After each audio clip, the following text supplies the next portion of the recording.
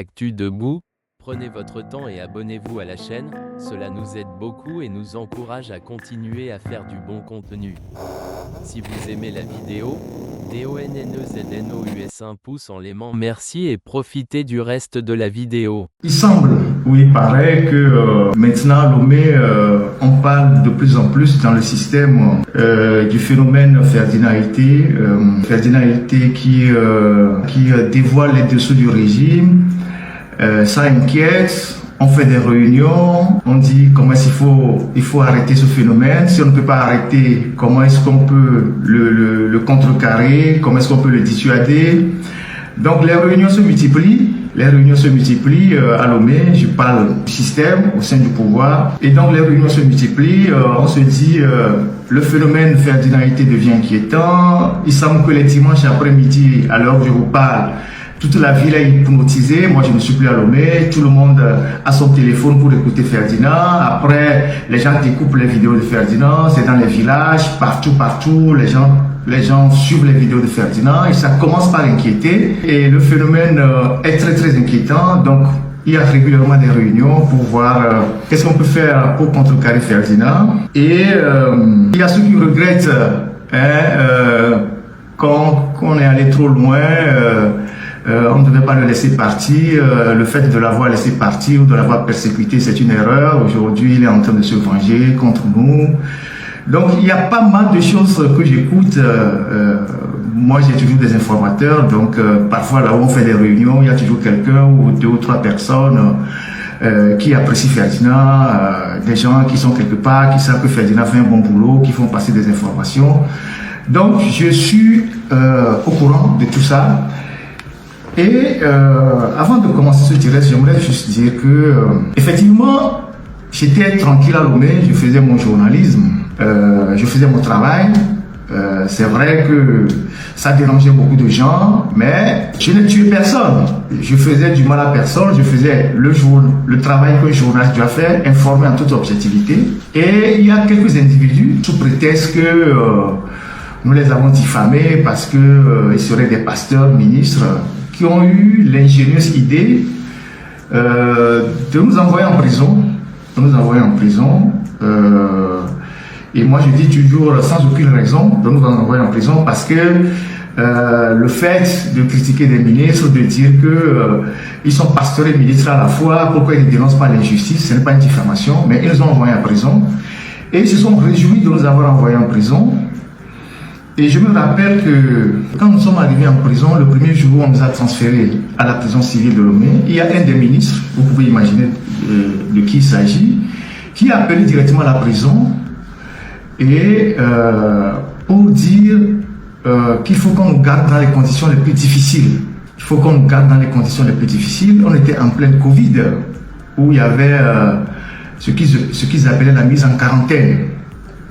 Non seulement on nous a envoyés en prison, le temps qu'on nous menote, qu'on nous déplace de la sûreté pour arriver en prison, il y a un des ministres qui a appelé la prison pour dire ils sont en train d'arriver, il faut les mettre dans les conditions les plus dures. Si le Togo était un Guantanamo, ils allaient nous mettre au Guantanamo. Et donc, effectivement, comme des délinquants menottés, bousculés par des gens, on nous a mis dans des conditions les plus difficiles. On a fait venir de toutes les brigades, les bandits, les braqueurs, les assassins, tout ça, on nous a mis dedans. On était assis, plus de 75 dans une petite salle, qu'on ferme toute la journée et qu'on n'ouvre que le petit matin. On ferme la petite salle toute la journée. Vous ne voyez pas le soleil. Vous êtes assis, les pieds accroupis, les uns collés aux autres. Il n'y a pas un seul espace où vous pouvez vous détendre. On est resté là-dedans pendant une quinzaine de jours, dans des conditions assez exécrables. Le matin, avant 5 heures, on vient vous sortir comme des moutons avec des gourdins. Et on vous met sur la cour, on vous donne 2 minutes pour mettre de l'eau sur votre corps et aller aux toilettes. Et puis on vous remet encore dedans, ça fait le lendemain. Quand on vient cogner, c'est peut-être quelqu'un a envoyé une nourriture, bien quelqu'un fait une crise. Et au bout de 8 jours, on est venu faire les tests Covid. Sur les 75 qu'on était dans cette petite salle, il y avait 54 qui étaient déjà contaminés. On a dû les séparer et on a gardé le reste à un autre endroit. Et donc, dans cette épreuve que nous avons vécue, il y en a qui se sont réjouis, énormément réjouis, parce que Ferdinand les critiquait, il y en a aussi dans l'opposition, Ferdinand les critiquait, certains ont même composé des chansons pour se moquer de nous. Et dans cette épreuve-là, il y a quelqu'un qui est décédé. Il y a un confrère qui est décédé dans cette épreuve-là. On peut imaginer le traumatisme, non pas seulement la perte du confrère, mais le traumatisme qui a été le nôtre. Et on a vécu ces événements et on est ressorti. Et pendant qu'on était en train de se reconstruire, ils ont exigé qu'on leur présente des excuses. D'abord, ils ont dit qu'il faut présenter des démentis. On a refusé. Moi, j'ai refusé. Ils ont dit démentis. J'ai dit, il n'y en a pas question. Finalement, ils ont trouvé une formule d'excuses parce qu'ils avaient la pression de la communauté internationale, de tout et tout. Et on a présenté les excuses, on est sorti. Et pour nous, cette affaire était classée. Au bout d'un an, on ressuscite l'affaire parce qu'en fait, on a cru que en nous mettant en prison, en nous mettant la pression, quand on va sortir, on va mettre de l'eau dans notre verre, on va arrêter l'émission de l'autre journal, on ne va plus organiser l'émission qui dénonçait le régime. Donc, on ressort cette affaire-là, un an juste après, pour nous renvoyer en prison, alors qu'il y a déjà mort d'hommes dans cette affaire. Il y a eu des épreuves assez difficiles à supporter. Et on ressuscite l'affaire pour nous envoyer maintenant à la prison d'Agombio. En fait, l'objectif, en ressuscitant l'affaire de ces deux ministres-là, c'était de nous condamner et de nous envoyer à la prison d'Agombio. Agombio, vous connaissez cette tristement célèbre prison. Et on voulait nous mettre dans cette prison avec les djihadistes. Parce que c'est là où on enferme les djihadistes. Très, très, très éloignés de nos familles, de nos parents, de nos amis. Personne ne pourra nous visiter. Et peut-être on sortirait de là 6 pieds sous terre. C'était le plan diabolique, macabre, qu'ils ont organisé pour nous retourner en prison. La providence aidant, nous ne nous sommes pas laissés faire. J'ai toujours l'habitude de dire, Dieu qui nous a créés nous a donné toute l'intelligence, nous a donné toute la lucidité, la jugeote et les moyens de prévenir n'importe quel danger. On a eu de très bonnes informations et on a quitté le pays. On a laissé nos familles derrière et ils ne se sont pas arrêtés là. Ils se sont acharnés sur nos familles, nos femmes, nos enfants, régulièrement menacés, les enfants menacés de kidnapping à l'école, filature, surveillance, tout. Sur nos enfants et nos femmes. Après, ils ont lancé des mandats d'arrêt international. Ils ont lancé un mandat d'arrêt international, toujours dans le sens de nous traquer comme du gibier. Et maintenant qu'on a réussi à échapper à tout ça et que nous avons commencé par reprendre notre travail tel qu'on le faisait quand on était à Lomé, au moins on se donnait certaines limites. Parce qu'on sait que bon, il y a des révélations, si on le faisait, notre sécurité était engagée. Donc on faisait de l'autocensure. On censurait certaines informations, on gardait certaines informations pour nous. Mais quand ce sont des gens fondamentalement mauvais, diaboliques, le peu qu'on faisait à Lomé là, ils ont dit non, qu'on en faisait trop, il faut qu'on nous envoie en prison, il faut qu'on nous neutralise, il faut qu'on nous tue. Je ne peux pas vous dire combien de fois on n'a pas échappé à des tentatives d'empoisonnement, tout ce que vous pouvez imaginer et tout ça. Ce sont des choses que je ne dis pas souvent. Et on a réussi à sortir de toute cette épreuve-là. Aujourd'hui que nous sommes dehors, et que nous avons décidé de relancer maintenant nos activités, maintenant que nous sommes hors de leur portée et qu'on a décidé maintenant d'aller plus loin que ce qu'on faisait, maintenant on dit oui, on en fait trop. Il y a ceux qui dans le système qui regrettent, ah oui, on n'aurait pas dû le laisser partir, vraiment, s'il était ici, au moins si on l'avait gardé ici, ce serait mieux. Aujourd'hui il est parti, il nous dérange et on multiplie des réunions. On dit comment on va faire pour stopper le phénomène Ferdinand. Comment on va faire pour arrêter Ferdinand. Il y a même une réunion qu'ils ont eu à faire il n'y a pas longtemps. Parce que j'ai révélé les dessous, les rituels du régime, les dessous mystiques du régime. Ce n'est que la première phase. Je reviendrai encore sur les rituels, une deuxième phase. Je reviendrai là-dessus. Ils ont fait des réunions. Ils ont dit, là je vais trop loin. Ils vont me combattre spirituellement. Ils vont m'attaquer spirituellement. Et il y a quelques plaisantins qui viennent ici dans les commentaires pour faire des incantations. Dans les commentaires, vous ne les voyez pas, nous on les voit. Pour faire des incantations. Il y a Mlelomé. Mais avec vos petites histoires de féticheurs, de marabouts que vous lancez, les sorts que vous lancez là, ça ne m'a rien fait. Maintenant que je suis à 10 000 km, c'est ça que vous allez... Vous êtes quand même des plaisantins. Je vais vous faire une confidence. Quand on était en prison, des gens ont fait des démarches, des gens ont interpellé les ministres, ceux qui nous ont envoyés en prison. Et il y a un ministre qui a dit, je rappelle qu'ils sont tous des pasteurs, hein. Il y a un ministre qui a dit à son interlocuteur que les féticheurs de son village, pendant qu'on était en conflit avec ces ministres-là, les féticheurs de son village ont fait une délégation pour venir le voir. Donc il a reçu une délégation des féticheurs de son village. C'est le ministre qui se confie, hein. Il a reçu une délégation des féticheurs de son village. Et ces féticheurs sont venus lui dire que l'affaire qui l'oppose avec le journaliste qui parle comme une femme là, eux ils sont venus lui dire que c'est leur affaire à tous. Donc le ministre n'a qu'à se mettre de côté, il n'a qu'à leur confier l'affaire. En une journée, ils vont finir avec moi, qu'il n'entendra plus parler de moi, que c'est fini. Zoka Salaou, je ne parle pas des Bokon, Zoka Salaou, oh délégation, Sokopemi, va comme ministre, qui est pasteur, les tours il n'y a que pour des vieux les wa journalistes vidéo qui do bixi bignon ne son na yo ne to va se podomi que les capé yo la pas journaliste mais ada kamé ko belaï. Et ce ministre qui se dit pasteur a avoué ça à son interlocuteur. Il y a des choses que je n'ai pas l'habitude de vous dire, hein.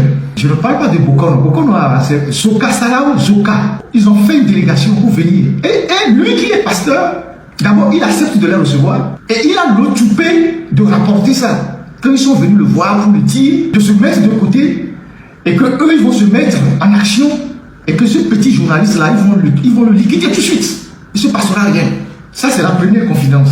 La deuxième confidence, il y a toujours un de ces ministres qui a dit à un interlocuteur que si lui, il n'était pas né de nouveau,